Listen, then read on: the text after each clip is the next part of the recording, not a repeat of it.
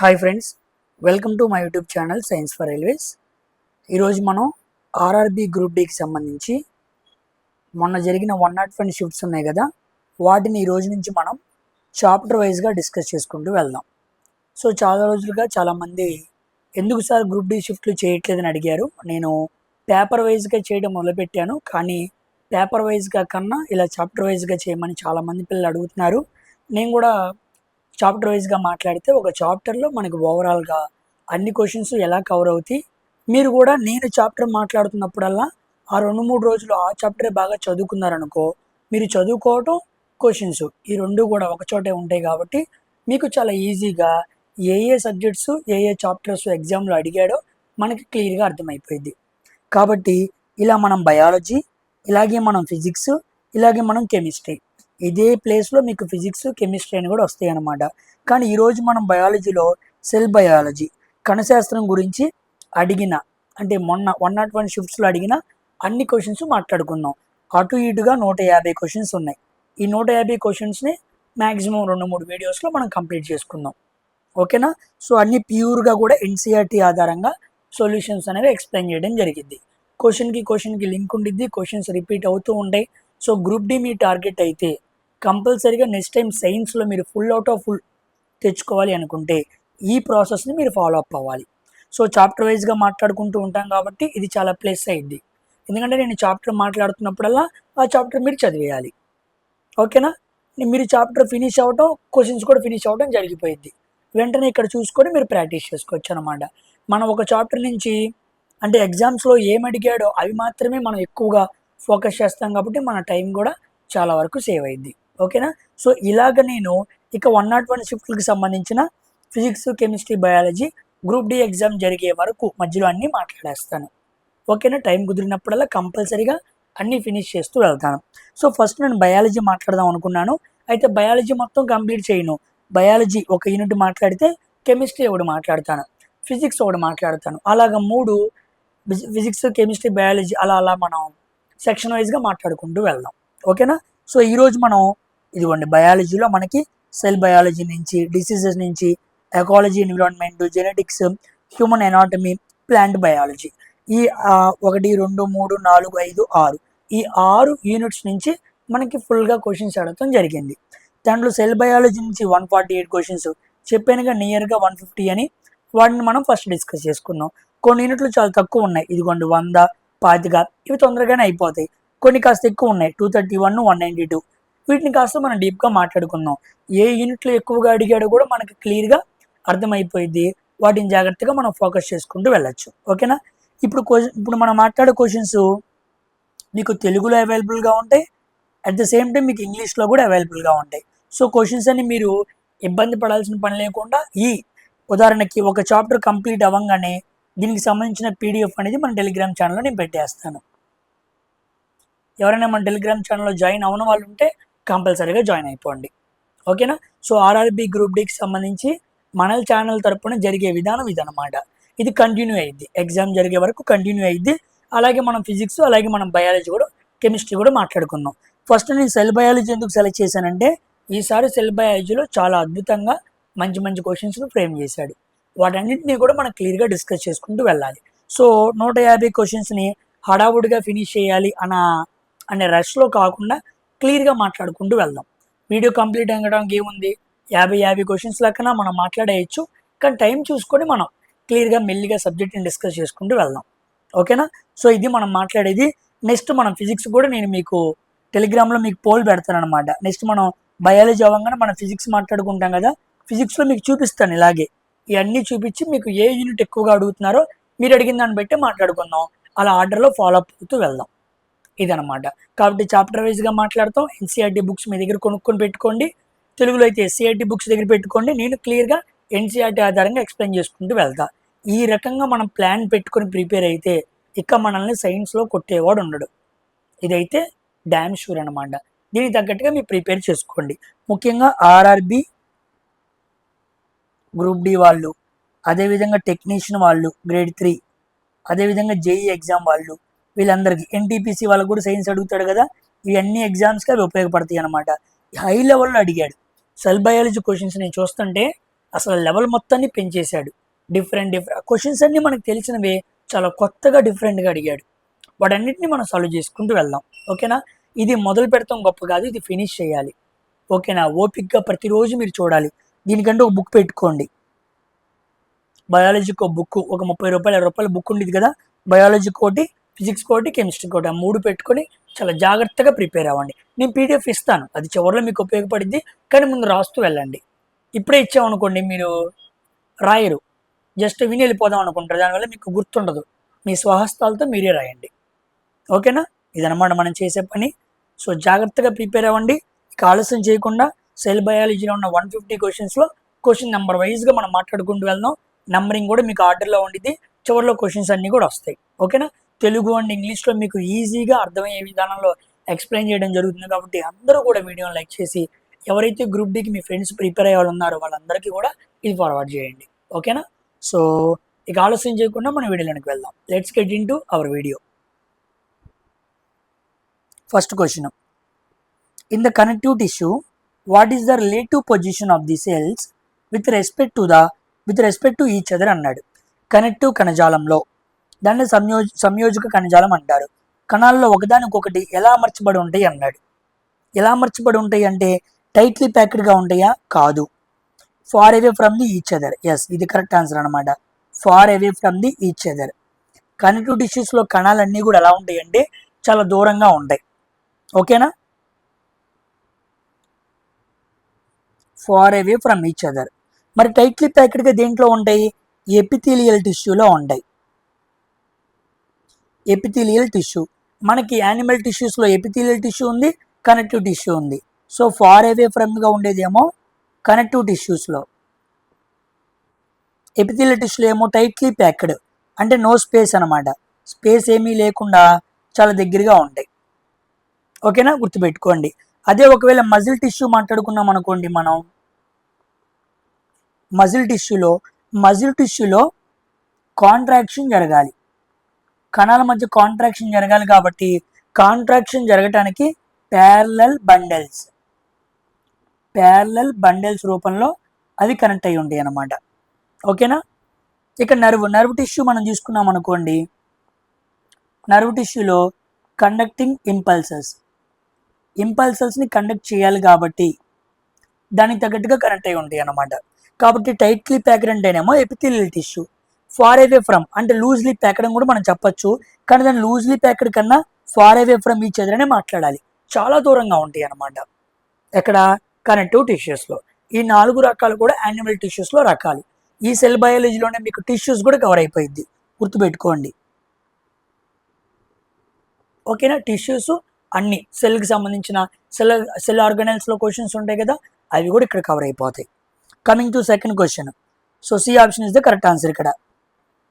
What is the name given to the flat stacked sacs that make up the Golgi apparatus అన్నాడు.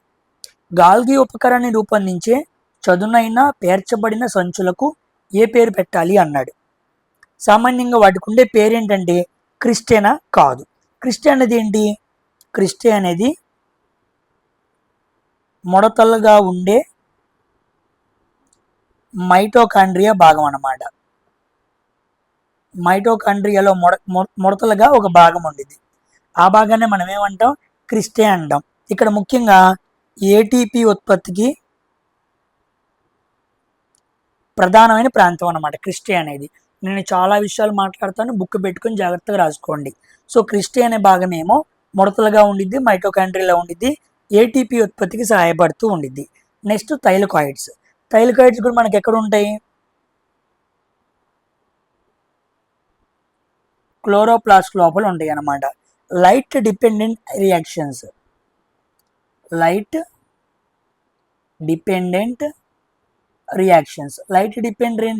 అన్ని కూడా మనకి ఎక్కడ జరుగుతాయి అంటే థైలకాయిడ్స్లో జరుగుతాయి అన్నమాట. ఓకేనా? వెసికల్స్ అనేది ఏంటి అంటే వెసికల్స్ అనేది రవాణా కోసం వాడుతూ ఉంటాం. ఇది కూడా మనకి గాల్గీలో కనపడుతూ ఉండిద్ది. ఓకేనా? మరి ఇంకా ఆన్సర్ ఏమవ్వాలి అంటే సిస్టర్నే. గాల్గి ఆపరేటర్స్లో ఫ్లాట్గా స్టాక్డ్ సాక్స్ అంటే పేర్చబడిన సంచులని పోలి ఉండే ఒక స్ట్రక్చర్ని మనం సిస్టర్నే అనాలి. ఇక్కడ ఏం జరిగిద్ది అంటే లిపిడ్స్ అండ్ ప్రోటీన్స్ ఎండోప్లాస్టిక్ రెటిక్యులంలో తయారైన తర్వాత అవన్నీ కూడా ప్రాసెస్ చేయబడతాం, అవన్నీ కూడా మాడిఫై చేయబడతాం, అవన్నీ కూడా ప్యాకేజు, అవన్నీ కూడా ట్రాన్స్పోర్ట్ చేయబడతాయి అన్నమాట. సో గాల్గి ఆపరేటర్స్లో సిస్టర్నీ అనేది ఒక ముఖ్యమైన భాగం. ఇక్కడ process, modify, package, transport of lipids and proteins జరిగిద్ది అనమాట. ఓకేనా? So C option is the correct answer. Coming to third question, which of the following features are displaced by all cells under a microscope? సూక్ష్మదర్శిని కింద అన్ని కణాలను చూస్తే ఏవి మనకు కనపడతాయి అని, కణంలోని ఏ భాగాలు కనపడతాయి అన్నాడు. సో కణంలోని ఏ భాగాలు కనపడతాయి? సో ప్లాస్మా మెంబ్రేన్ కనపడిద్దా? కనపడిద్ది. న్యూక్లియస్ కనపడిద్దా? కనపడిద్ది. సైటోప్లాజం కూడా కనపడిద్ది. సో ఆన్సర్ ఏమవ్వాలి? బి ఆప్షన్ అవ్వాలి. కానీ రైల్వేకి సంబంధించి ఓన్లీ ప్లాస్మా మెంబ్రేన్, సైటోప్లాజమే ఆన్సర్ ఇచ్చారు. కానీ న్యూక్లియస్ కూడా అండర్ మైక్రోస్కోప్ నుంచి చూసినప్పుడు మనకు కనపడిద్ది అనమాట. సో మైక్రోస్కోప్ నుంచి చూడంగానే ప్రాథమికంగా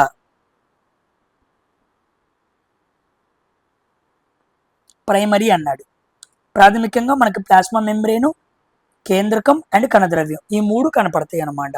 ఓన్లీ ప్లాస్మా మెంబ్రేన్ న్యూక్లియస్ అనకూడదు, ఓన్లీ ప్లాస్మా మెంబ్రేన్ సైటోప్లాజం అనకూడదు, ఓన్లీ న్యూక్లియస్ సైటోప్లాజం కూడా అనకూడదు. ఈ మూడు చెప్పాలి. ఓకేనా? సో ఫస్ట్ ఏమో సెల్ మెంబ్రేను లేదా ప్లాస్మా మెంబ్రేను, లోపల సైటోప్లాజం అండ్ కేంద్రకం అనమాట. Coming to fourth question, in hypotonic solution which of the following statements are correct for animal tissues compared to plant tissues అన్నాడు. హైపోటోనిక్ ద్రావణంలో వృక్ష కణజాలంతో పోల్చుకుంటే జంతు కణజాలాలకు సంబంధించి ఏ ప్రకటన సరైంది అన్నాడు. చూద్దాం. ఫస్ట్, యానిమల్స్లో సెల్ వాల్ ఉండిద్దా? యానిమల్స్లో సెల్ వాల్ ఉండిద్దా? ఉండదు. సెల్ వాల్ ఉన్నప్పుడు ఏమైద్ది? ఇది హైపోటోనిక్ సొల్యూషన్ అన్నాడు. మీకు చాలాసార్లు నేను చెప్పాను, హైపోటోనిక్ సొల్యూషన్ అంటే ఏంటంటే అర్థం, ఆ సొల్యూషన్ అంటే మన సెల్ తీసుకెళ్ళి ఆ సొల్యూషన్లో పెడితే సెల్ లోపల ఉన్న వాటర్ని ఏం చేసిద్ది అంటే అది బయటికి లోపలికి పంపించేసిద్ది అనమాట. అంటే వాటర్ అనేది సెల్లులోకి వెళ్ళిపోయింది. సెల్లులోకి వెళ్ళిపోయి సెల్ అనేది స్వెల్ అయిపోయి బ్రేక్ అయిపోయింది అనమాట. అంటే ఏమైపోయింది? కణం అనేది ఉబ్బిద్ది అనమాట. కణం ఉబ్బి బ్రేక్ అయిపోయింది. ఎందుకు బ్రేక్ అయిపోయింది? ఎందుకంటే యానిమల్కి సెల్ వాల్ లేదు కాబట్టి. అవునా కాదా? ఇదిగోండి ఇక్కడ చూడండి, animal cells are more likely to lyse అంటే బ్రేక్ అయిపోవడం, వితౌట్ అన్ ఎక్స్టర్నల్ వాల్, బాహ్య గోడ లేనందున జంతు కణాలు పగిలిపోయే అవకాశం ఎక్కువ. ఇప్పుడు పలచని ద్రావణంలో జంతు కణాలు వృక్షజనాల కంటే ఎక్కువగా ముడుచుకుంటాయి. ఇది కాదు, ఇది కరెక్ట్ ఆన్సర్ అన్నమాట. బాహ్య గోడ లేనందున జంతు కణాలు పగిలిపోయే అవకాశం ఎక్కువ. కాబట్టి హైపోటోనిక్ సొల్యూషన్లో మనం సెల్ పెడితే సెల్ లోపలికి వాటర్ ఎక్కువ వెళ్ళిపోయి ఏమైపోయింది? స్వెల్ అయిపోయింది. కాబట్టి హైపోటోనిక్ అంటే స్వెల్ అయిపోవటం, ఉబ్బెత్తుగా మారిపోవటం అర్థం అన్నమాట. అలా ఎందుకు ఉబ్బెత్తుగా అయిపోయింది అంటే యానిమల్ సెల్స్లో సెల్ వాల్ లేదు, ప్లాంట్ సెల్స్లో సెల్ వాల్ ఉంది. అదే ఇక్కడ విషయం అన్నమాట. So causing it to swell and break. So కాబట్టి ఆన్సర్ అవ్వాలి C option is the correct answer అన్నమాట. ఓకేనా? మిగతా ఆప్షన్స్ అన్ని తప్పు. Coming to fifth question, what are the main components of neutron అన్నాడు. న్యూరాన్ అనేది మనకి నర్వ్ టిష్యూలో బాగా కనపడుతూ ఉండిద్ది. న్యూరాన్లో చాలా భాగాలు ఉంటాయి. యాక్సాన్ ఉండిద్ది, సెల్ బాడీ ఉండిద్ది, డెండ్రైట్స్ ఉంటాయి, రణవీర్ కణుపులు ఉంటాయి, నిస్సెల్ కణికలు ఉంటాయి, సినాప్టిక్ నాబ్స్ ఉంటాయి, ఇలా చాలా రకాల భాగాలు ఉంటాయి. వాడు మెయిన్ కాంపోనెంట్స్ అన్నాడు.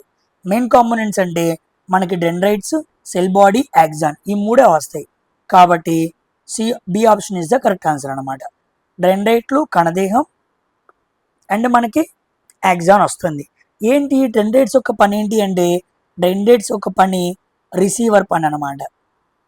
అంటే వేరే న్యూరాన్స్ నుంచి వచ్చిన ఇన్ఫర్మేషన్ ఇంపల్సెస్లో వచ్చింది కదా, దాన్ని డెండ్రైట్స్ తీసుకుంటాయి.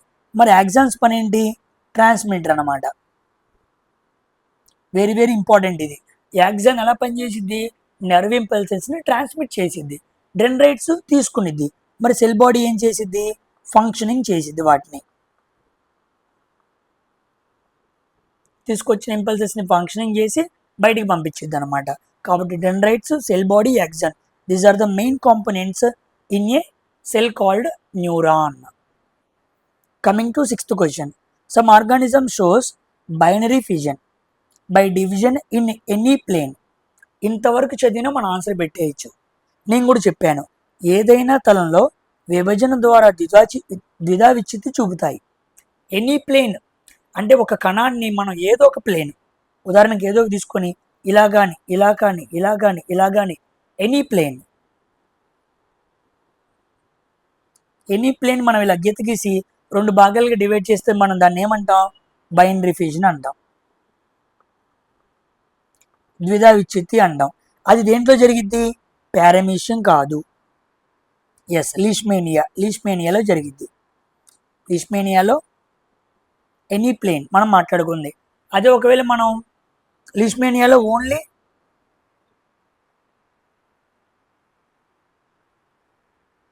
ఓకే డిఫైనెంట్ ఓరియంటేషన్ అన్నాడా, సో ఆన్సర్ మనకి లీష్మేనియానే అవ్వాలి. అమీబా అనుకోండి కాదు, ఎనీ ప్లేన్ అంటే మనం అమీబా ఆన్సర్ పెట్టాలి. ఒక్క నిమిషం ఉండండి, ఆన్సర్ లీష్మేనియా కాదు, answer is not Leishmania. Any plane అన్నాడు కాబట్టి మనం అమీబా పెట్టాలి. మనం మాట్లాడుకున్నాం కూడా ఇది అసెక్షువల్ రీప్రొడక్షన్లో. ఒకవేళ కేవలం లాంగిట్యూడినల్ ప్లేన్ అన్నాడు అనుకోండి,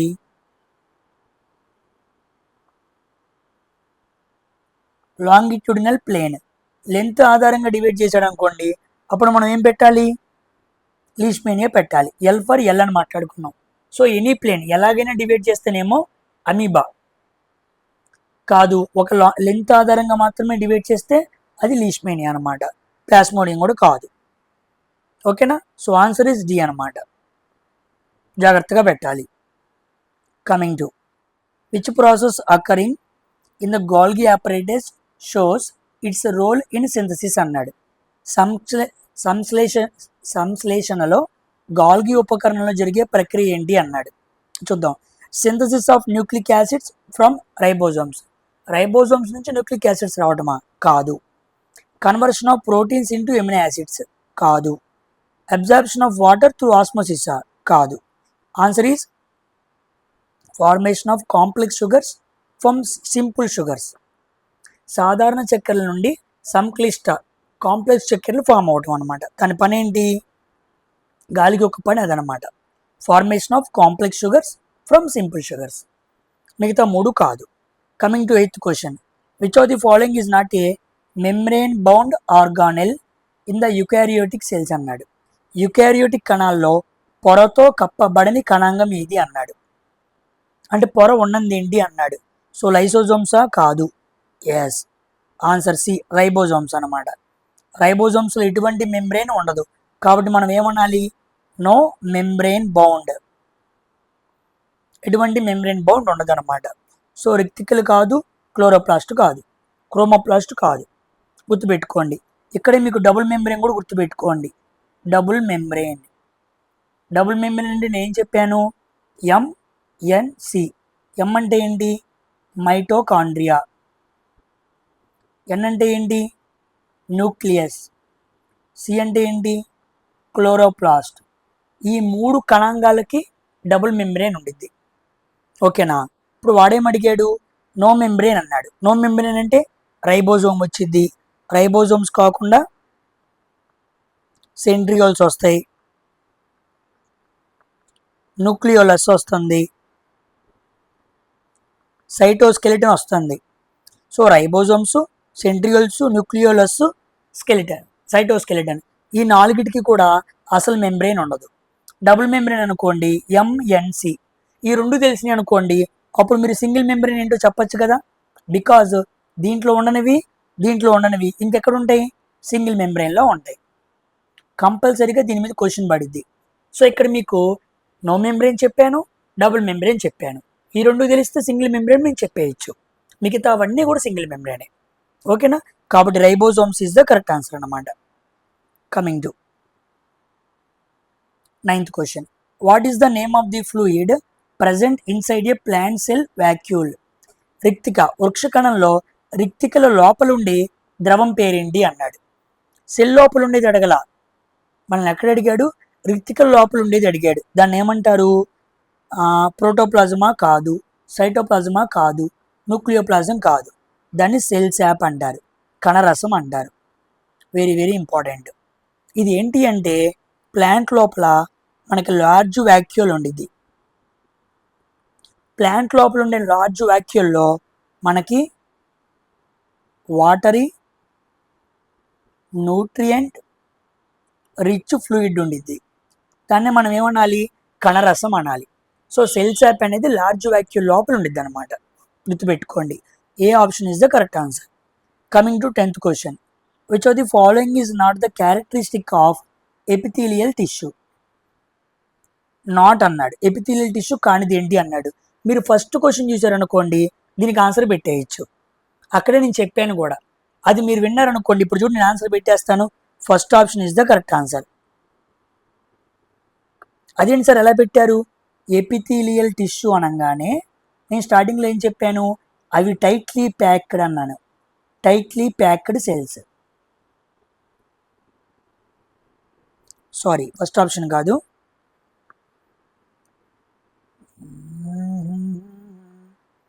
లూజ్లీ ప్యాక్డ్, ఎస్, ఇది అనమాట ఆన్సర్. ఎందుకు ఇంత ఫాస్ట్గా పెట్టేశాను నేను? ఎపిథీలియల్ టిష్యూ అనగానే టైట్లీ ప్యాక్డ్గా సెల్స్ ఉంటాయని చెప్పేసి ఆల్రెడీ. అవునా కాదా? టైట్లీ ప్యాక్డ్గా ఉంటే ఏముండదని చెప్పాను? స్పేస్ ఉండదని చెప్పాను. ఎక్కడ? ఇదిగోండి, ఇక్కడ చూడండి. టైట్లీ ప్యాక్డ్ ఎపిథీలియల్ టిష్యూ అని చెప్పానా? టైట్లీ ప్యాక్డ్ అని చెప్పాను కాబట్టి లూజ్లీ ప్యాక్డ్ అని ఇస్తే ఏమైపోయింది? రాంగ్ అయిపోయింది. ఇప్పుడు 10వ క్వశ్చన్ చూడండి ఏం చేశాడు. Which of the following is not characteristics of epithelial tissue అన్నాడు. ఎపిథీలియల్ కణజాల లక్షణం కానిది ఏంటి అన్నాడు. సో లూజ్లీ అరేంజ్డ్ అనేది తప్పు అన్నమాట. నాకు ఒక్క పాయింట్ తెలుసు, మిగతా అన్ని రైటే. నో ఇంటర్స్పెల్లర్ స్పేస్, టైట్గా ప్యాక్ అవుతాయి కాబట్టి ఎటువంటి స్పేస్ ఉండదు. ఇవి స్కిన్, కిడ్నీ ట్యూబ్యుల్స్లో ఉంటాయి. అంటే స్కిన్, కిడ్నీ ట్యూబ్యుల్స్, మూత్రపిండాల నాళాలు, చర్మంలో ఉండే కణజాలాలు ఏంటి అంటే ఎపిథీలియల్ టిష్యూస్. ఈ point very very important. Next, continuous sheet లాగా ఉంటాయి. కణాలు నిరంతరం ఒక పొరను, ఒక మ్యాట్ లాగా ఉంటాయి అన్నమాట. సో ఏ, బి, డి అన్నీ కరెక్టే. రాంగ్ ఆప్షన్ ఏంటి? Loosely arranged. లూజ్గా ఎక్కడ ఉంటాయి? కనెక్టివ్ టిష్యూస్లో ఉంటాయి. ఓకేనా, కాబట్టి C option was the wrong option అనమాట. అర్థమైందా? అంటే మీరు ప్రతి క్వశ్చన్ని చాలా జాగ్రత్తగా ఫాలో అప్ అవుతే మనం మాట్లాడుకునే చిన్న చిన్న పాయింట్స్ మన ఆన్సర్ పెట్టేయచ్చు. ఓకేనా, నేను అలాంటి పాయింట్స్ని మీకు నోట్ డౌన్ అయ్యేలా చెబుతూ ఉంటాను. అది మీరు జాగ్రత్తగా వినాలి, ఓపికతో వినాలి. 1 అవర్ క్లాస్ వినటం గొప్ప కాదు, అర్థం చేసుకుంటూ వినాలి, చాలా కాన్సన్ట్రేటెడ్గా వినాలి. Coming to why are vesicles important in the functioning of Golgi operators? ఇది కూడా నేను చెప్పాను ఇందాక మన ఎక్స్ప్లెనేషన్లో వస్తూ ఉన్నాం. వెసికల్స్ అంటే ఏం చెప్పాను? ముందుకెళ్ళి చూద్దాం. చూడండి ఎక్కడ చెప్పాను? ఇదిగోండి వెసికల్స్. 2వ క్వశ్చన్లో చెప్పా. వెసికల్స్ దేనికోసం? రవాణా కోసం. చెప్పానా లేదా? ఆ ఒక్క పదం పట్టుకొని ఇక్కడికి రండి. ఆన్సర్ చూడండి ఎలా పెట్టచ్చో 11వ క్వశ్చన్కి. దే జనరేట్ ఎనర్జీ అన్నాడు, తప్పు. They help in farming nucleus అన్నాడు, తప్పు. దే డైజెస్ట్ వేస్ట్ మెటీరియల్ అన్నాడు, తప్పు. ఆన్సర్ ఏంటి? Carry materials to and from the Golgi operators. అవి గాల్గి ఉపకరణానికి మరియు అక్కడి నుండి పదార్థాలను తీసుకువెళ్తాయి. గాల్గి నుంచి బయటికి తీసుకెళ్తూ ఉంటాయి రవాణా కోసం. దాన్ని వాడు క్యారీ అన్నాడు. ఇంకో పదం ట్రాన్స్పోర్ట్ అని నెక్స్ట్ క్వశ్చన్లో అడగచ్చు. పదార్థం ఏమైనా సబ్జెక్ట్ అది అనమాట. చూసారా, సింపుల్. గాల్గి ఆపరేటర్స్ పని ఒక ట్రాన్స్పోర్ట్ ఆఫీస్గా పనిచేస్తూ ఉండిద్ది. అందుకే మనం దాన్ని పోస్ట్ ఆఫీస్ అని పేరు పెట్టుకున్నాం, నిక్ నేమ్ అనమాట. ఓకేనా, సో జాగ్రత్తగా వినండి. నెక్స్ట్ 12వ question. The number of mitochondria in a cell varies depending on which of the following అన్నాడు. కణంలో మైటోకాండ్రియా సంఖ్య దేనిపై ఆధారపడుతుంది అన్నాడు. ఇది క్వశ్చన్ ఆఫ్ ది డే అనమాట. చాలామంది క్వశ్చన్ తప్పెట్టే అవకాశం ఉంది. చాలా డిఫరెంట్ క్వశ్చన్స్ అండి ఇవన్నీ. ఎన్సీఆర్టీ బుక్లో ఉన్న క్వశ్చన్సే లైన్ టు లైన్ ఎంత డిఫరెంట్గా ఫ్రేమ్ చేశాడో. ఇవన్నీ మనం మాట్లాడుకోకుండా వెళ్తే నువ్వు ఎన్నిసార్లు కణశాస్త్రానికి సంబంధించిన యూనిట్ పెట్టుకొని చదువుకున్నా నీకు అర్థం కాదు. You need to understand how invigilator is asking. చూడండి, number of mitochondria cell. Mitochondria సంఖ్య ఒక సెల్లో ఎప్పుడు మారిద్ది అన్నాడు. ఎప్పుడు మారిద్దో తెలుసా? The age of the organism. జీవి వయసు మారినప్పుడా? కాదు. The amount of DNA. DNA పెరిగితే మైటోకాండ్రియల్ సంఖ్య పెరిగిద్దా? కాదు. The size of the nucleus. Nucleus సంఖ్య పెరిగిద్దా? కాదు. ఆన్సర్ ఏమవ్వాలి? The psychological activity of the cell. కణం యొక్క శారీరక కార్యకలాపాలు పెరగాలన్నమాట. అంటే ఏ బాడీలో అయితే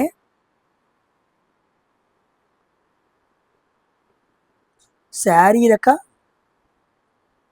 కార్యక్రమాలు, ఇది కాకుండా, దీని ఫిజియోలజీ యాక్టివిటీస్ అంటారు, అవి కాకుండా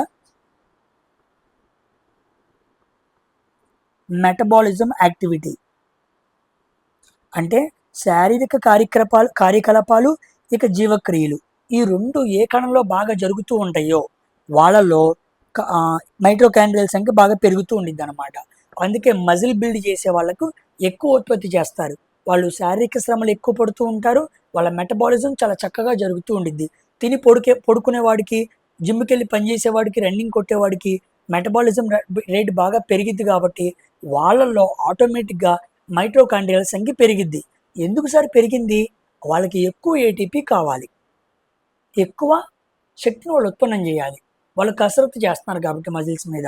సో కాబట్టి D option is the correct answer అనమాట. ఓకేనా? ఎలా వెళ్తున్నాడో చూడండి క్వశ్చన్స్. ఒక్క డైరెక్ట్ క్వశ్చన్ కాదు, అన్ని స్టేట్మెంట్ క్వశ్చన్సే.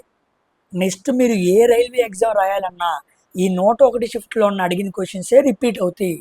అది మాత్రం పక్కా షూరు. వాటిని మనం జాగ్రత్తగా ప్రిపేర్ అవ్వాలి. నెక్స్ట్ 13వ question. Which part in the neuron the nerve tissue responsible for protein synthesis అన్నాడు. ఇది కూడా క్వశ్చన్ ఆఫ్ ది డే అనమాట. ప్రతి క్వశ్చన్ మీరు పాస్ చేసుకుని ఆన్సర్ చేయండి. ఎంతవరకు పెడుతున్నారో చూడండి. ఏమన్నాడు? న్యూరాన్ లోపల ప్రోటీన్ సింథసిస్ అన్నాడు. న్యూరాన్ లోపల ప్రోటీన్ సింథసిస్ అంటే సినాప్టిక్ బల్బా? కాదు, దాని పని అది కాదు. డెండ్రైట్సా? కాదు, అది రిసీవరు. యాక్సాను ట్రాన్స్మిటరు. ఇక ఆన్సర్ ఏంటి? నిస్సిల్ కణికలు, నిస్సిల్ రేణువులు. ఈ నిస్సిల్ గ్రాన్యూల్స్ అనేవి వెరీ వెరీ ఇంపార్టెంట్ అనమాట. సామాన్యంగా న్యూరాన్ అనేది ఒక సెల్. ఈ సెల్ లోపల కూడా ఏముంటాయి? సెల్ బాడీ ఉండిద్ది. ఓకేనా? ఆ సెల్ బాడీ లోపల మనకి నిస్సిల్ గ్రాన్యువల్స్ ఉంటాయి. అవి ముఖ్యంగా న్యూరాన్ లోపల ప్రోటీన్స్ని సింథసిస్ చేయడానికి, ప్రోటీన్ల సంశ్లేషణకు ఉపయోగపడుతూ ఉండిద్ది. సామాన్యంగా కణంలో ప్రోటీన్ల సంశ్లేషణ ఎవరు చేస్తారు? రఫ్ ఎండోప్లాస్టిక్ రెటిక్యులం చేసిద్ది. అయితే వీడు న్యూరాన్స్లో ఏది చేసిద్ది అని అడిగాడు. న్యూరాన్ అనేది ఒక లాంగెస్ట్ సెల్, ప్రత్యేకమైన కణం. ఆ కణంలో నిస్సిల్ కణికలు, నిస్సిల్ రేణువులు ప్రోటీన్ సింథసిస్ పని చేస్తాయి అన్నమాట.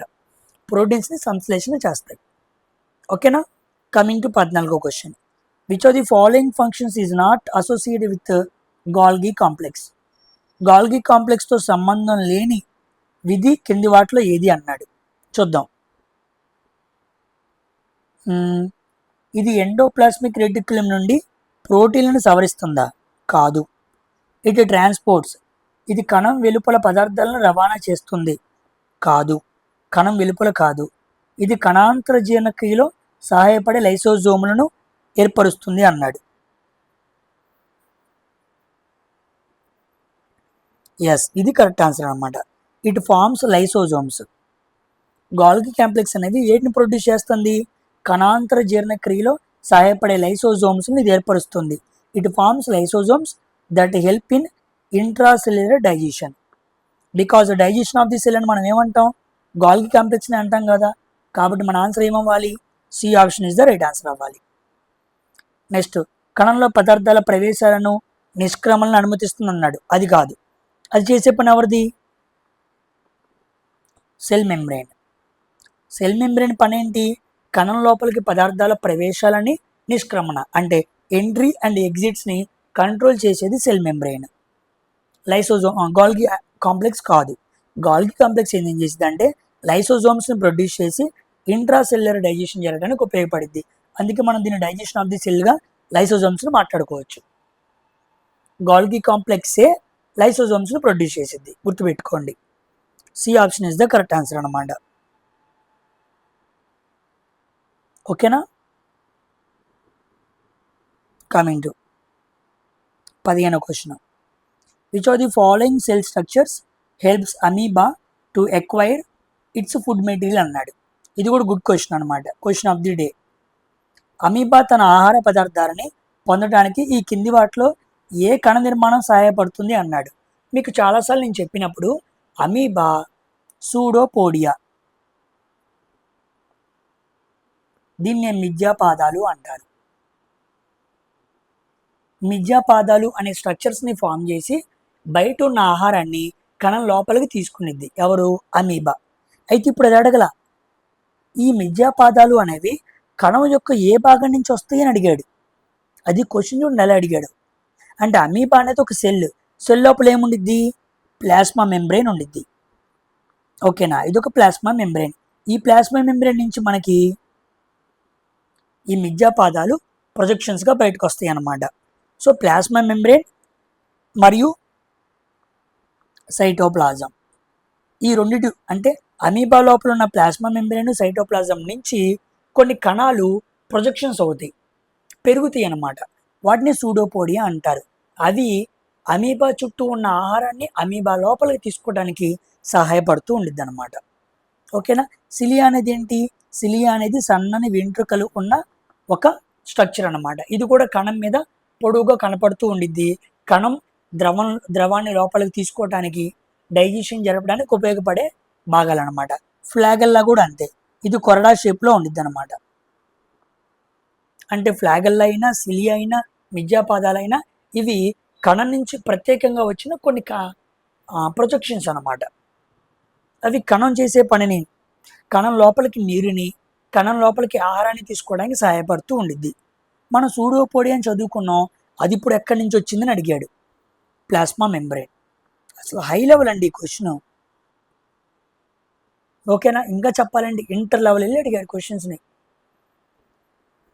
ఒక క్వశ్చన్ మాత్రం మస్తు ఉంది, ఇప్పుడు చదివామా ఇంత బాగా అడిగాడా అనిపిస్తుంది. ఎన్టీపీసీ కూడా పనికిరాదు, ఏ ఎగ్జామ్ పనికిరాదు, గ్రూప్ డీలో అడిగిన సైన్స్ క్వశ్చన్స్. Next question.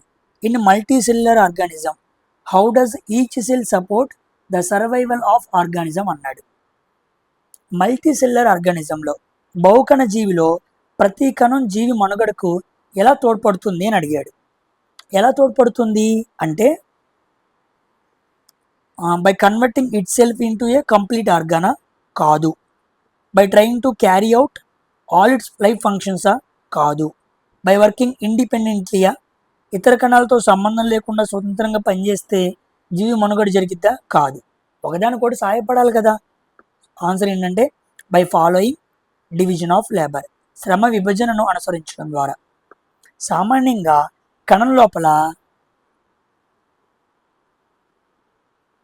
నిర్దిష్ట విధులు ఉంటాయి అన్నమాట, సపరేట్ వర్క్స్ ఉంటాయి అన్నమాట. ఓకేనా. ఈ సపరేట్ వర్కుల్లో ప్రతిదానికి ఒక ప్రత్యేకత ఉండిద్ది. ఆ ప్రత్యేకంగా ఉన్న స్పెషల్ ఫంక్షన్స్ మొత్తాన్ని కూడా ఆయా భాగాలు చేస్తూ ఉండాలి. అవి నిరంతరం శ్రమ పడుతూ కష్టపడుతూ తమ భాగాలని, తమ పనులని నిర్వహిస్తూ వెళ్తూ ఉంటే ప్రతి జీవి మనుగడ పెరుగుతూ ఉండిద్ది. ఏ కణాలు తమ పని చేయటం ఆపేసిన జీవి మనుగడ జరగదు. So D option is the correct answer. ఓకేనా. 4th option is the correct answer అన్నమాట. Coming to which are the following suits the best order of budding in organisms. Budding అనేది ఒక అసెక్షువల్ రీప్రొడక్షన్. జీవుల్లో మొగ్గ తొడగటం క్రమానికి చెంది కింది వాటిలో ఏది సరిగ్గా సరిపోతుందని చెప్పి మనకు 4 ఇచ్చాడు. మొగ్గ ఏర్పడటం, కణద్రవ్య విభజన, కేంద్రక విభజన, మొగ్గ విడిపోవటం. ముందు మొగ్గ ఏర్పడటం ఫస్ట్ ఆప్షన్ అదనమాట, 1వది. తర్వాత కేంద్రక విభజన జరగాలి, ఎక్కడైనా ముందు న్యూక్లియస్లో నుంచి డివిజన్ జరగాలి. So 3rd option. తర్వాత కణద్రవ్య విభజన 2nd ఆప్షన్. మొగ్గ విడిపోవాలి 4th ఆప్షన్. సో 1, 3, 2, 4 ఎక్కడ ఉంది? B option is the correct answer అనమాట. బడ్డింగ్ అనేది మనకు హైడ్రాలో కనపడుతూ ఉండిద్ది. ముందు మొగ్గ ఏర్పడాలి, కేంద్రక, కణద్రవ్య విభజన, చివరిగా మొగ్గ విడిపోవాలి. నెక్స్ట్ 18వ question. What is the method of removal of metabolic waste in many unicellular organisms? ఏకకణ జీవుల్లో జీవక్రియ వ్యర్థాలను తొలగించే పద్ధతి ఏంటి అన్నాడు. ఎలా తొలగించవచ్చు? ప్రత్యేక అవయవాల? అసలు ఏకకణ జీవుల్లో ప్రత్యేక అవయవాలు ఎందుకు ఉంటాయి? Wrong option. మూత్రపిండాల? ఏకకణ జీవుల్లో మూత్రపిండాలు ఉంటాయా? Wrong option. Simple diffusion process అన్నాడు. Simple diffusion process yes. ద్రవాభి విసరణ? ఇది కూడా కాదు. ఆస్మోసిస్ వల్ల కూడా కాదు. ఆన్సర్ ఏంటంటే సింపుల్ డిఫ్యూజన్. సాధారణ వ్యాపనం అనే ప్రక్రియ ద్వారా ఏకకణం లోపల ఉన్న మెటబాలిక్ వేస్ట్ని మనం బయటికి పంపించచ్చు అనమాట. ఆ వేస్ట్లు ఏమవ్వచ్చు? CO2 అవ్వచ్చు, అమ్మోనియా అవ్వచ్చు. మెటబాలిక్ వేస్ట్ అంటే ఈ రెండు అవ్వచ్చు. డిఫ్యూజన్ అంటే ఏంటి? హై కాన్సన్ట్రేషన్ నుంచి లో కాన్సన్ట్రేషన్కి మెటీరియల్స్ ట్రాన్స్పోర్ట్ అవ్వాలన్నమాట. Either it may be gases or liquids, whatever the state of matter is. అవి ఆ కాన్సన్ట్రేషన్ నుంచి ఈ కాన్సన్ట్రేషన్ బయటకు వెళ్ళిపోతాయి. అలా మనం ఏకకణ జీవుల్లో వ్యర్థాలను బయటికి పంపించవచ్చు. అవి మనలాగా వాష్రూమ్కి వెళ్ళి వ్యర్థ పదార్థాలను బయటకు పంపించుకోలేవు, ఎందుకంటే మనకున్నట్టు వాటికి ఆర్గాన్స్ ఉండవు కదా. అందుకే అవి సింపుల్ డిఫ్యూజన్ ప్రాసెస్ని వాడతాయి అన్నమాట. ఓకేనా? Coming to 19th question. In the process of binary fission in unicellular organisms such as bacteria and protozoa.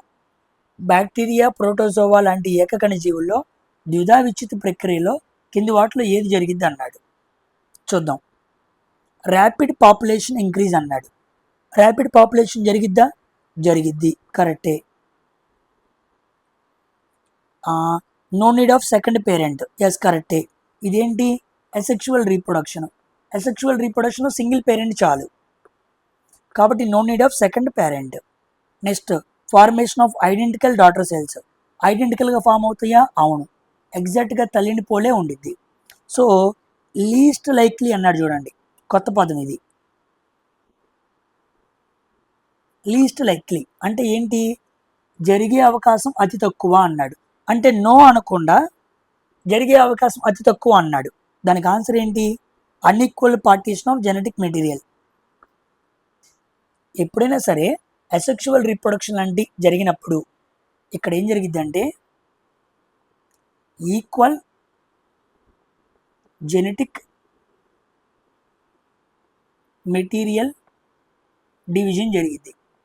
ఈక్వల్గా జెనెటిక్ మెటీరియల్ అనేది డివైడ్ అయింది, అన్ఈక్వల్ అనకూడదు. కాబట్టి జరగడానికి తక్కువ అవకాశం ఉంది ఇదే అన్ఈక్వల్ పార్టీషన్. అసలు జరగదు, కానీ డిఫరెంట్గా ఇప్పుడు లీస్ట్ లైక్లీ టు అక్కర్ని అడుగుతున్నాడు, నాట్ అని అడగట్లా. చూసారా, క్వశ్చన్ అడిగే విధానం చాలా మార్చేశాడు. సో మన ఆన్సర్ ఏమవ్వాలి? B option is the correct answer అవ్వాలి. Coming to cytoplasm is made up of aqueous ground substance is called అన్నాడు. సైటోప్లాజం కణద్రవ్యం దేనితో తయారైన జల పదార్థంతో కూడి ఉంటుంది అన్నాడు. అంటే ఏ రకమైన జల పదార్థంతో సైటోప్లాజం తయారైంది అన్నాడు. క్రోమోప్లాజమా? కాదు. న్యూక్లియోప్లాజమా? కాదు. లైసోజోమల్ ద్రవమా? కాదు. పేరులోనే ఉంది, సైటోజోల్, సైటోప్లాజం. సైటోజోల్ అనే ఒక లిక్విడ్ ద్వారా సైటోప్లాజం అనేది తయారైద్ది అన్నమాట. ఓకేనా? వెరీ వెరీ ఇంపార్టెంట్, గుర్తుపెట్టుకోండి. కణద్రవ్యం తయారవ్వాలి అంటే దానికి ప్రైమరీగా సైటోజోల్ కావాలి. తెలుగులో కూడా సైటోజోలే అంటారు. నెక్స్ట్ 21వ క్వశ్చన్. ఇది exact NCERT question. What conclusion can be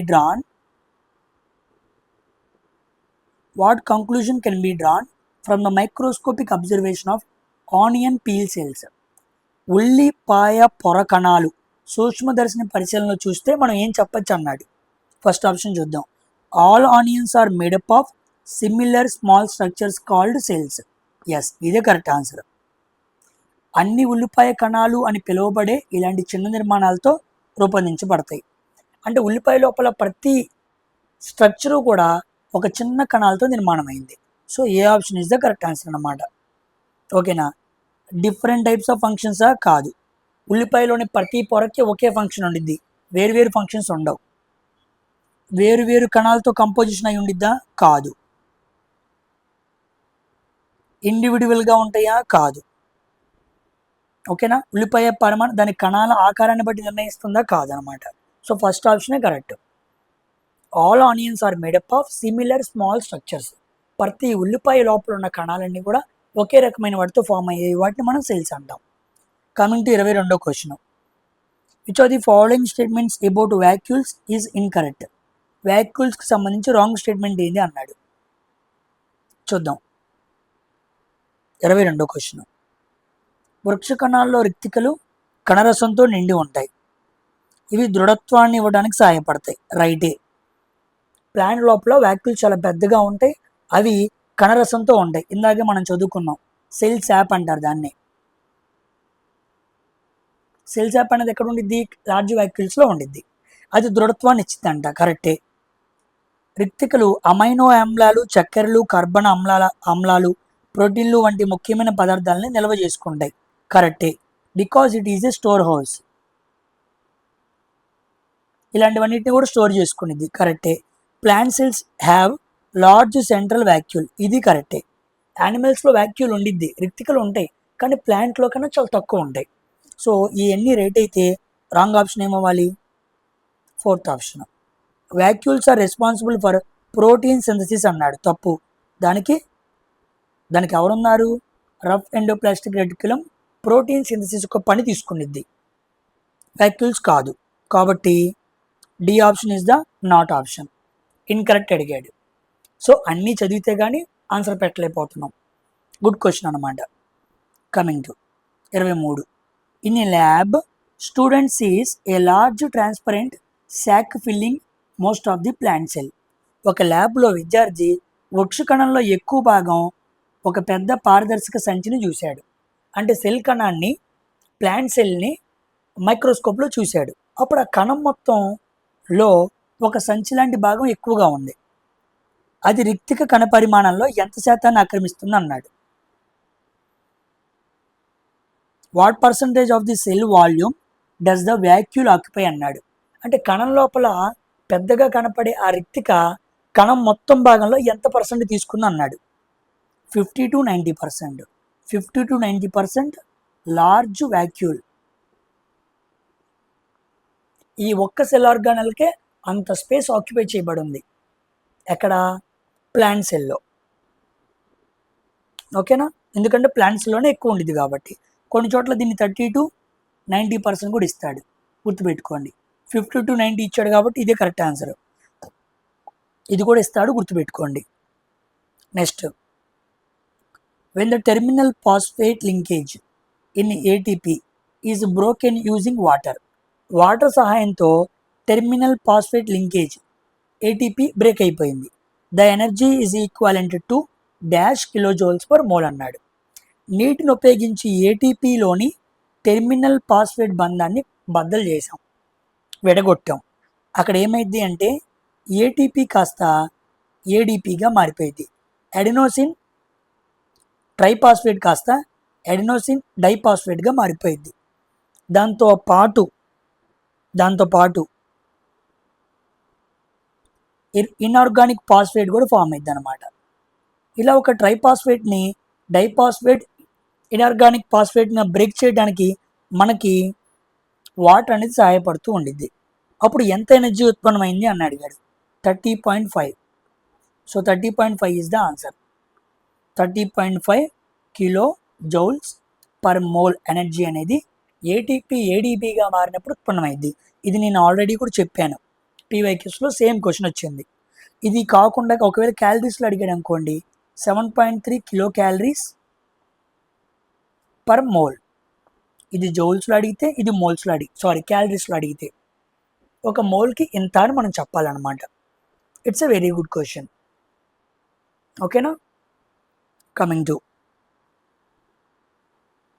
which of the following cell organelles stores starch, oil and protein అన్నాడు. ఓకే, స్టార్చ్ని, ఆయిల్ని, ప్రోటీన్ని స్టోర్ చేసుకునే ఏంటి అన్నాడు. అన్ని ప్లాస్టిడ్సా? కాదు. క్రోమోప్లాస్ట్ అంటే ఏంటి? కలర్కి సంబంధించింది. క్లోరోప్లాస్ట్ అంటే ఏంటి? ఇక్కడ మనకి గ్రీన్ కలర్కి సంబంధించిన పిగ్మెంట్స్ అనేవి ఉంటాయి అన్నమాట. మరి మిగిలిపోయింది ఏంటి? ల్యూకోప్లాస్ట్. ల్యూకోప్లాస్ట్లో మనకి ప్రోటీను, మనకి స్టార్చ్, ఆయిల్, ప్రోటీన్ అన్నీ స్టోర్ అవుతాయి అన్నమాట. స్టార్చ్ స్టోర్ అయ్యే దాన్ని ఏమంటాము? ఎమైలో ప్లాస్ట్ అంటాం. మరి ఆయిల్ స్టోర్ అయితే ఎలాయిలియో ప్లాస్ట్ అంటాం. ఎలాయిలో ప్లాస్ట్ అంటాం. అదే ప్రోటీన్స్ అయితే ప్రోటీనో ప్లాస్ట్ అంటాం. ప్రోటీనో ప్లాస్ట్. కాబట్టి 3 వేరు అనమాట. ఆయిల్స్, ఫ్యాట్స్, ప్రోటీన్స్, స్టార్చ్ అనమాట, పిండి పదార్థాలు. ఈ 3 కూడా ల్యూకోప్లాస్ట్లో ఉంటాయి. ల్యూకోప్లాస్ట్లో ఎమైలో ప్లాస్ట్ ఉంది, ఎలాలియో ప్లాస్ట్ ఉంది, ప్రోటీనో ప్లాస్ట్ ఉంది. దీనికి సంబంధించిన దాంట్లో వాటికి సంబంధించినవి స్టోర్ అవుతాయి అన్నమాట. ఓకేనా? ఇది నేను ప్లాస్టిడ్స్ అనే దాని మీద సపరేట్గా ఒక వీడియో కూడా చేశాను. చూడని వాళ్ళు ఉంటే చూడండి. 26వ question. Which of the following is not a cell organelle? Cell organelle కానిది ఏంటి అన్నాడు. ఎండోప్లాస్టిక్ రెటిక్యులం వస్తుంది, గోల్గి ఆపరేటస్ వస్తుంది, మైటోకాండ్రియా వస్తుంది, కణద్రవ్యం రాదు. కణద్రవ్యం అనేది ఒక సెల్ ఆర్గానెల్ కాదు. కణద్రవ్యం అనేది సెల్ ఆర్గానెల్ లోపల కణద్రవ్యాలు ఉంటాయి. So all cell organelles present in కణద్రవ్యం. ఓకేనా? అది బాడీ లోపల అన్ని భాగాలు ఉంటాయి, బాడీ భాగం కాదు. All organs are located in a body, then we called all ఆర్గాన్స్ని కలిపి బాడీ అనాలి. అలాగా అన్ని సెల్ ఆర్గానెల్స్ ఉండే ప్రాంతాన్ని సెల్ సైటోప్లాజం అనాలి. ఓకేనా? కమింగ్ టు 27వ question. Which of the following features enables simple squamous epithelium to efficiently carry out diffusion అన్నాడు. జాగ్రత్త చదువుదాం. Simple squamous epithelium. Simple squamous epithelium అనే టిష్యూ వ్యాపనాన్ని సమర్థవంతంగా, డిఫ్యూజన్ అంటే వ్యాపనాన్ని సమర్థవంతంగా నిర్వహించడానికి ఏ లక్షణం కావాలి అన్నాడు. అంటే ఏ లక్షణం బాగా ఉండటం వల్ల సింపుల్ స్క్వామస్ ఎపిథీలియం అనేది డిఫ్యూజన్ అనే పద్ధతిని బాగా నిర్వహిస్తుందని అడిగాడు. మీకు చెప్పాను, సింపుల్ స్క్వామస్ ఎపిథీలియం యొక్క లక్షణాలు ఏంటి? మల్టీ లేయర్స్ ఉంటాయా? కాదు. సిలియా ఉండిద్దా? కాదు. ఇదిగోండి, ఇది ఆన్సర్. స్టార్టింగ్లోనే మాట్లాడుకున్నాం మనం. Flat, thin, closely packed. చదునైన, పలచని మరియు దగ్గర అమర్చబడిన కణాలు ఉంటాయి అన్నమాట. అది ఎపిథీలియల్ టిష్యూకున్న బలం. అది ఉండటం వల్ల ఫాస్ట్గా డిఫ్యూజన్ చేయగలిగిన సామర్థ్యం ఆ కణాలకు ఉంది. ఇది అంతకుముందు కూడా మనం మాట్లాడుకున్నాం. చూపిస్తాను చూడండి, మీరు క్వశ్చన్స్ ఎలా రిపీట్ అవుతాయో.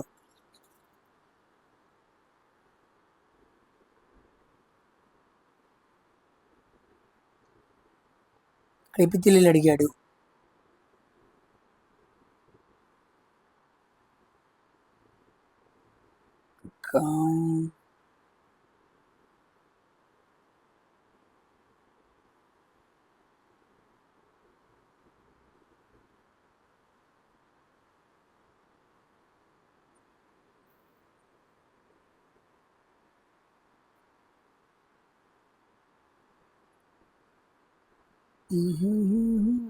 ఒక్క నిమిషం. ఇందాక మనకి ఫ్లాట్ అని వచ్చింది. ఇదిగోండి, క్లోజ్లీ ప్యాక్డ్ అని మనం మాట్లాడుకున్నాం కదా. మనం ఇందాక ఏం మాట్లాడుకున్నాం? ఇందాక క్లోజ్లీ ప్యాక్డ్ అని మాట్లాడుకున్నామా? ఇదిగోండి, ఇక్కడ కాదు, ఇక్కడ కాదు, ఇదిగోండి. నాట్ క్యారెక్టరిస్టిక్స్లో మనం ఏం మాట్లాడుకున్నాం? ఇదిగోండి, లూజ్లీ అరేంజ్డ్ కాదు, మనం ఏం మాట్లాడుకున్నాం? టైట్లీ ప్యాక్డ్ అని మాట్లాడుకున్నామా? దాన్ని మళ్ళీ ఫ్రేమ్ చేసి అడిగాడు ఇక్కడ. అర్థమైందా? సో మనకి C option is the correct answer అన్నమాట. సో ఫ్లాట్గా ఉంటాయి, థిన్గా ఉంటాయి, క్లోజ్లీ ప్యాక్ అయి ఉంటాయి. ఆ లక్షణాలు సింపుల్ డిఫ్యూజన్ని బాగా జరపడానికి ఎపిథీలియల్ టిష్యూకి బలాన్ని ఇచ్చాయన్నమాట. Coming to 28th question. Which of the following statements is correct regarding the mitochondria in plant cell? మైటోకాండ్రియాకి సంబంధించి సరైనది ఏంటి అని అడిగాడు. Mitochondria does not have its own డిఎన్ఏనా? తప్పు. ఓన్ డిఎన్ఏ దానికి ఉంది. మైటోకాండ్రియా పర్ఫార్మ్స్ ఫోటోసింథసిసా? తప్పు. Mitochondria has a single membrane? తప్పు. ద డబుల్ మెంబ్రేన్ మనం ఇందాక మాట్లాడుకున్నాం కదా. Mitochondria inner membrane, is deeply folded. ఇదిగో మనం ఇందాకే మాట్లాడుకున్నాం. ఇది మైటోకాండ్రియా ఇన్నర్ మెంబ్రేన్ ఎలా ఉండిద్ది, ముడతలుగా ఉండిద్ది. మనం దాన్ని ఏమని మాట్లాడుకున్నాం, క్రిస్టే. ఆ స్ట్రక్చర్ మనం ఏమనుకున్నాం, క్రిస్టే అని మాట్లాడుకున్నాం. స్టార్టింగ్ క్వశ్చనే అది మనం. ఓకేనా, రెండో క్వశ్చన్లోనే మనకు అది ఉంది. సో మైటోకాండ్రియల్ లోపలి పొర లోతుగా ముడతలు పడి ఉండిద్ది, దాన్ని క్రిస్టే అంటాం. ఓకేనా, అదే సిస్టర్ని అనుకోండి, మనకి గోల్గి కాంప్లెక్స్లో ఉందని మాట్లాడుకుందాం. క్రిస్టే మాత్రం ఎక్కడ ఉండిద్ది, మైటోకాండ్రియాలో ఉండిద్ది. So D option is the correct answer. Coming to 29వ question. The dense structure inside the nucleus that produces ribosomes is called అన్నాడు. రైబోజోమ్లను ఉత్పత్తి చేసే కేంద్రకం లోపల ఉన్న దట్టమైన నిర్మాణాన్ని ఏమనాలి అన్నాడు. రైబోజోమ్లను ఉత్పత్తి చేసే కేంద్రకం లోపల, అది కూడా ఎలాంటిదంట, దట్టమైన అన్నాడు. అంటే డెన్స్ స్ట్రక్చర్ అన్నమాట. అది ఏంటో మనల్ని అడిగాడు. ఏంటి,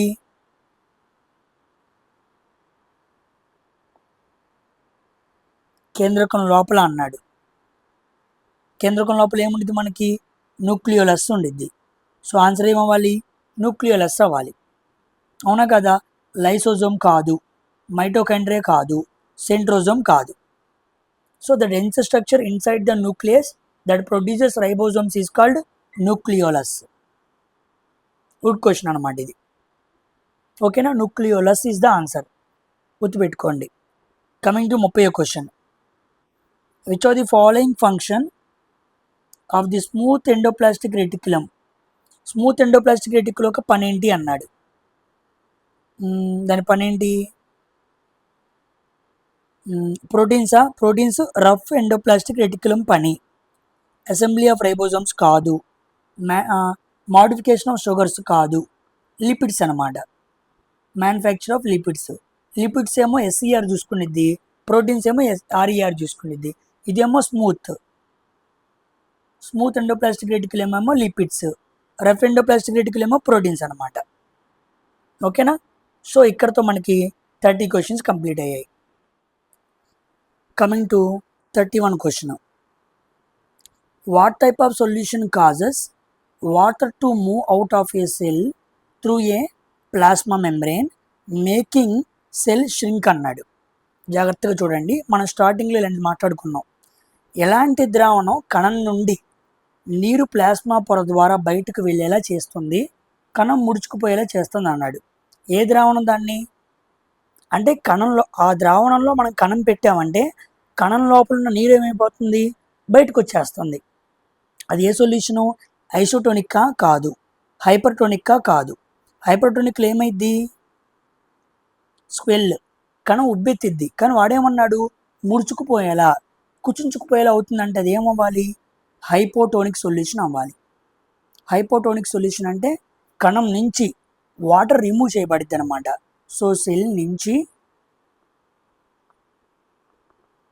వాటర్ రిమూవ్ చేయబడిద్ది ఎప్పుడు, హైపోటోనిక్లో పెడితే. అదే మనం హైపర్టోనిక్లో పెట్టామనుకో, సెల్లులోకి వాటర్ వెళ్తుంది అనమాట. సెల్లులోకి వెళ్ళి వాటర్ వెళ్తేనేమో స్వెల్ అయింది, సెల్ నుంచి బయటకు వస్తేనేమో ష్రింక్ అయింది. కాబట్టి D option is the correct answer. ఓకేనా, హైపర్టోనిక్, హైపోటోనిక్, ఈ రెండు గుర్తుపెట్టుకోండి. Coming to 32 question. In multicellular organisms why can't simple diffusion alone meet the requirements of the cells అన్నాడు. సామాన్యంగా యూనిసెల్యులర్ ఆర్గానిజమ్స్లో వేస్ట్ మెటీరియల్ బయటికి రావాలంటే సింపుల్ డిఫ్యూజన్, సాధారణ వ్యాపనం సరిపోయింది. కానీ మల్టీ బహుకణ జీవుల్లో కేవలం సాధారణ వ్యాపనం మాత్రమే అన్ని కణాల అవసరాలను ఎందుకు తీర్చలేకపోతుంది అని అడిగాడు. కారణం ఏంటి అంటే జాగ్రత్తగా చూడండి. మల్టీ సెల్యులర్ ఆర్గానిజమ్స్లో బాడీ సైజు, కాంప్లెక్సిటీ రెండు ఎక్కువగా ఉంటాయి అన్నమాట. శరీర పరిమాణం, సంక్లిష్టత చాలా ఎక్కువగా ఉంటాయి. ఎక్కువగా ఉండటం వల్ల సెల్స్ అన్నీ కూడా లోపల చాలా డిస్ట్రిబ్యూట్ అయి ఉంటాయి. అదేవిధంగా కణ గోడలు కూడా చాలా మందంగా ఉంటాయి. చాలా మందంగా అన్ని డిస్ట్రిబ్యూట్ అయి ఉండటం వల్ల చాలా కష్టం అన్నమాట.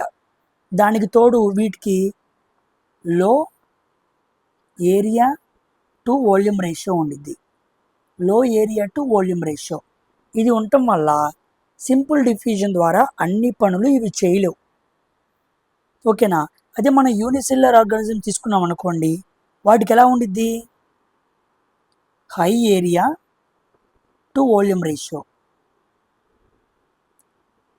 ఏరియాకి వాల్యూమ్ రేషియో వాటికి ఎక్కువ ఉండిద్ది, అందుకే వ్యాపనం చాలా బాగా జరిగిద్ది. కానీ వీటికి అలా జరగదు. కాబట్టి మల్టీ సెల్యులర్ ఆర్గానిజమ్స్లో బాడీ సైజు, కాంప్లెక్సిటీ రెండు ఎక్కువ, అందుకే ఇక్కడ జరగదు, అక్కడ జరిగిద్ది. ఎక్కడ, యూనిసెల్యులర్ ఆర్గానిజమ్స్లో. So answer D option is the correct answer అన్నమాట. ఓకేనా. కమింగ్ టు 33వ question. Which of the following cell organelle is present only in animal cells but not in plant cells. Animal సెల్లో మాత్రమే ఉండేదంట. వ్యాక్యూల్ రెండిట్లోనూ ఉండిద్ది, మైటోకార్డియా రెండిట్లోనూ ఉండిద్ది, గాల్గి ఆపరేటస్ రెండిట్లోనూ ఉండిద్ది. ఆన్సర్ ఏంటి, సెంట్రోజోమ్. సెంట్రోజోమ్ కేవలం ఎక్కడ ఉండిద్ది, యానిమల్ సెల్లో మాత్రమే ఉండిద్ది, ప్లాంట్ సెల్లో ఉండదు. ఓకేనా. సెంట్రోజోమ్ అనేది మనకి సెల్ డివిజన్ జరగడానికి చాలా ఉపయోగపడిద్ది. ఎక్కడ, యానిమల్ సెల్స్లో. ప్లాంట్ సెల్స్లో సెంట్రోజోమ్ లేకుండానే సెల్ డివిజన్ జరిగిద్ది. ఓకేనా. సెంట్రోజోము, సెంట్రియోల్స్, స్పిండిల్ ఫైబర్స్ లాంటివి ఫామ్ అవటం, ఇవన్నీ కూడా ఇక్కడి నుంచే జరుగుతాయి అన్నమాట. Coming to 34th question. Select the statement regarding the cytoplasm of the cell that is incorrect అన్నాడు. కణద్రవ్యం సైటోప్లాజం గురించి సరికాని వాక్యాన్ని గుర్తించండి అన్నాడు. చూద్దాం. కణద్రవ్యం అనేది ప్లాస్మా పొర లోపల ద్రవంతో నిండిన ప్రాంతం అన్నాడు. ఎస్, కరెక్టే. Cytoplasm is the fluid filled region inside the plasma membrane. కరెక్టే. Cytoplasm contains many cell organelles. ఇది కరెక్టే. కణద్రవ్యం లోపల చాలా కణంగాలు ఉంటాయి. ఇప్పుడు చూద్దాం. In plant cell cytoplasm is found between cell wall and plasma membrane అన్నాడు. ఏమన్నాడు, ప్లాంట్ సెల్లో cytoplasm is found between cell wall and plasma membrane అన్నాడు. తప్పు, ఇది తప్పు. ఎందుకు తప్పు, సెల్ వాల్కి ప్లాస్మా మెంబ్రెయిన్కి మధ్యలో ఉండదు, ప్లాస్మా మెంబ్రెయిన్ దాటిన తర్వాత ఉండిద్ది. ఉదాహరణకి బొమ్మ గీయాలనుకోండి, ఇది సెల్ వాల్,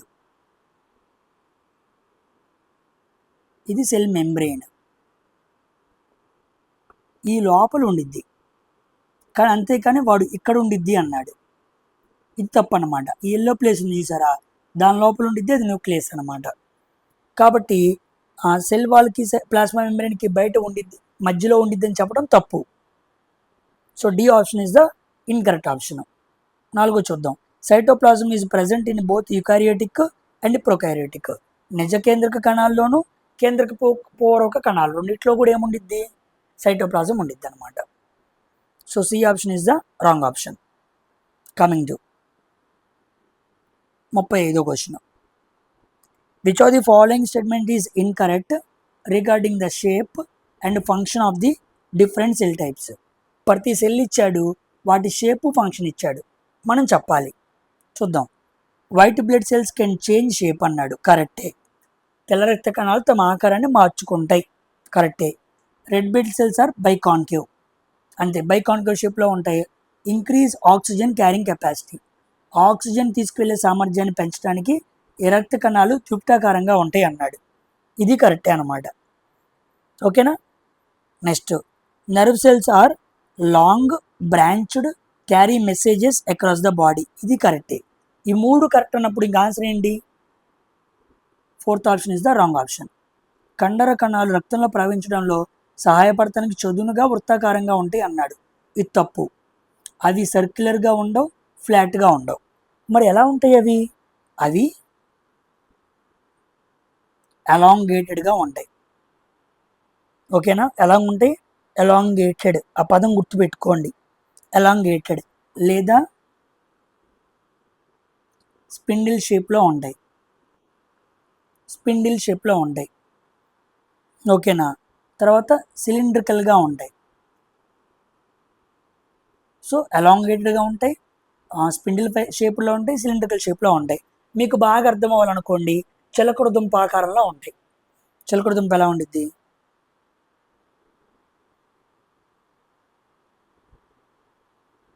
చిలకడ దుంప గీయడం కాదు కదా,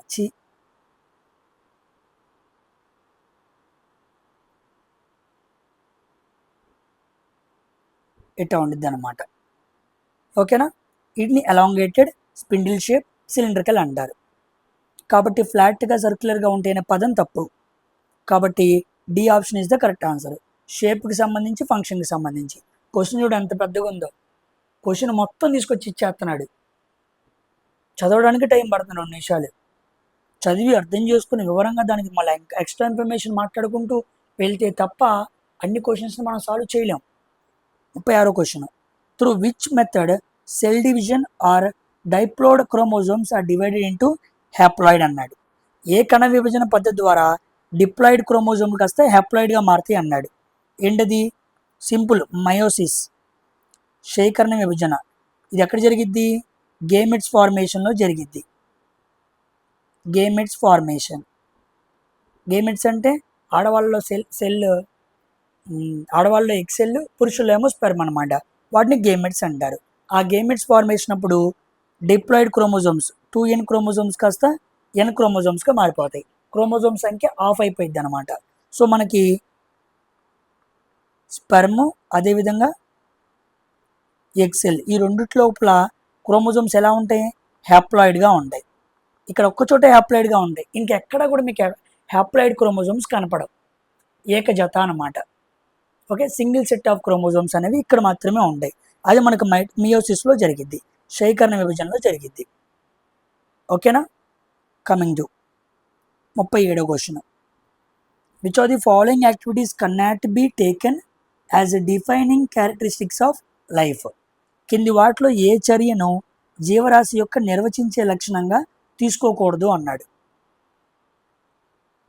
దేన్ని తీసుకోకూడదు? ఇదిగోండి, ఇది visible movement like walking and running. నడవటం లేదా పరిగెడటం వంటి కనిపించే కదలిక వల్ల ఒక జీవిని నిర్వచించడానికి ఆ లక్షణం పనికిరాదు.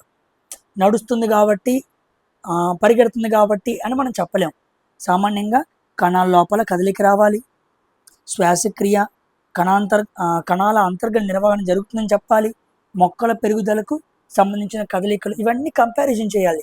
అంతేగాని వాకింగ్, రన్నింగ్ కనపడింది కాబట్టి అది జీవి, దాని క్యారెక్టరిస్టిక్ ఇది అని మనం చెప్పకూడదు. ఓకేనా. ఒక జీవికి కొన్ని లక్షణాలు ఉంటాయి, వాటితో మనం డిఫైన్ చేయాలి. Coming to 38 question. Which of the following statement is incorrect regarding cell type and shape? ఇదిగోండి, ఇక్కడ మనకి ఇలాంటి క్వశ్చన్ మళ్ళీ అడిగాడు. 35వ క్వశ్చన్ లాంటిది అడిగాడు, జాగ్రత్తగా చూద్దాం. ఇన్కరెక్ట్ అడిగాడు. మజిల్ సెల్ అనేది స్పిండిల్ షేప్. ఇదిగో ఇక్కడే చెప్పాగా, మజిల్ సెల్ అని ఎలా ఉండిద్ది అన్నాను, స్పిండిల్ షేప్ అన్నానా, ఇదిగో ఇక్కడ అదే ఇచ్చాడు. So right option. The nerve cell is long and branched అన్నాడు, right option. The white blood cell is has a round and fixed shape అన్నాడు, తప్పు. ఇది ఏమవుతుండిద్ది? ఇక్కడ చెప్పాను చూడండి, చేంజ్ ఇట్స్ షేప్, మార్చుకుంటూ ఉండిద్ది. అయితే వీడేమన్నాడు? రౌండ్ అన్నాడు. So C option is the wrong option.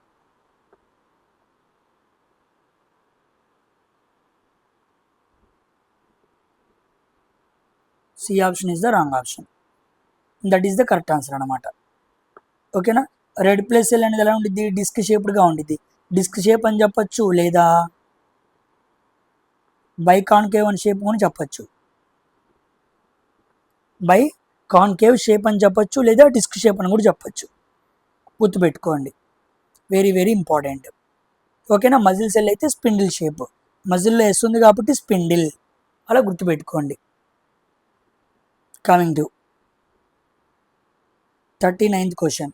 Which of the following is the correct function of Golgi body అన్నాడు. గాల్గి బాడీ యొక్క కరెక్ట్ పని ఏంటి అన్నాడు, చూద్దాం. ప్రొవైడింగ్ మారుస్తాను. Providing production to the cell. Production to the cell provide చేసేది ఎవరు? Cell wall. ఇది కాదు. Maintaining the shape of the cell. Shape of the cell maintain చేసేది ఎవరు? సైటోస్కెలిటన్. సైటోస్కెలిటన్ అనేది నాన్ మెంబ్రెయిన్ బౌండ్ ఆర్గానెల్, ఎటువంటి పొర లేని ఆర్గానెల్. అది షేప్ ఆఫ్ ది సెల్ని కంట్రోల్ చేసేది. Next helping in synthesis of ప్రోటీన్సా, ఇది RER. కాబట్టి ఆన్సర్ ఏమవ్వాలి? Supporting and formation of lysosomes. Lysosomes ఏర్పడటానికి వాటిని సపోర్ట్ చేయడానికి మనకి గోల్గి పాడి ఉపయోగపడుతుంది. So B option is the correct answer అన్నమాట. ఓకేనా? So 40 question.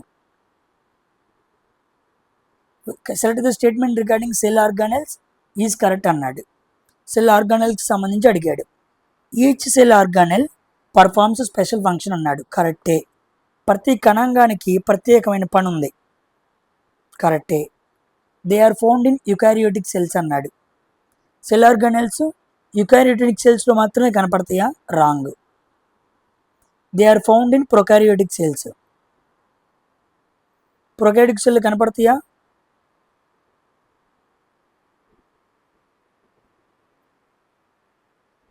ప్రొకారియోటిక్ సెల్లో కూడా కనపడతాయి కదా. Okay. They are membrane bound structures అన్నాడు. Okay. They are found in eukaryotic cells, they are found in prokaryotic cells, they are membrane bound structures అన్నాడు. Cell organelles అన్నిటికీ కూడా membrane ఉండిద్దా?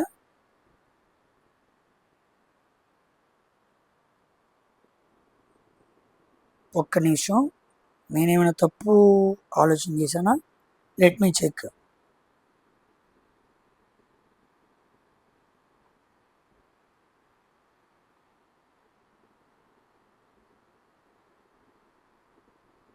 They are found in as membrane bound and okay. B option is the correct answer అండి. They are found in prokaryotic cells అన్నాడు. ఇదేంటి? Membrane bone అన్నాడు. ఇదిగోండి cell organelles అన్నాడు. అన్ని సెల్ ఆర్గానెల్స్ ఎక్కడ ఉండవు? ప్రొకారియోటిక్ సెల్స్లో ఉండవు. They are membrane bound structures అన్నాడు. ఇది కరెక్టే. సెల్ ఆర్గానెల్స్ అనేవి మెంబ్రేన్ బోన్ పొరలతో ఉంటాయి, నిజకేంద్రిక కణాల్లో ఉంటాయి. ప్రతిదానికైనా ప్రత్యేక పని ఉండిద్ది, కానీ అవి ప్రొకారియోటిక్ కణాల్లో ఉండవు. ఎందుకంటే అవి బాగా అభివృద్ధి చెందిన కణాలు కాదు. అందుకే they are found in prokaryotic cells అనే పదం తప్పు. Cell organelles are not found in ప్రొకారియోటిక్లో అవి ఉండవు. కాబట్టి ఉంటాయి అని చెప్పిన ఆప్షన్ రాంగ్ అవ్వాలి. ఓకేనా? సో ఇక్కడికి మనం టోటల్గా 40 క్వశ్చన్స్ని కంప్లీట్ చేసుకున్నాం. ఓకేనా? ఇక మిగిలిన క్వశ్చన్స్ మనం ఓవరాల్గా ఎన్ని ఉన్నాయి అనుకున్నాం? 148 క్వశ్చన్స్ ఉన్నాయి కదా. దాంట్లో 40 ఈ వీడియోలో ఫినిష్ చేసుకున్నాం. మినిమం 1 అవర్ వచ్చేలాగా నేను వీడియో మాట్లాడతాను.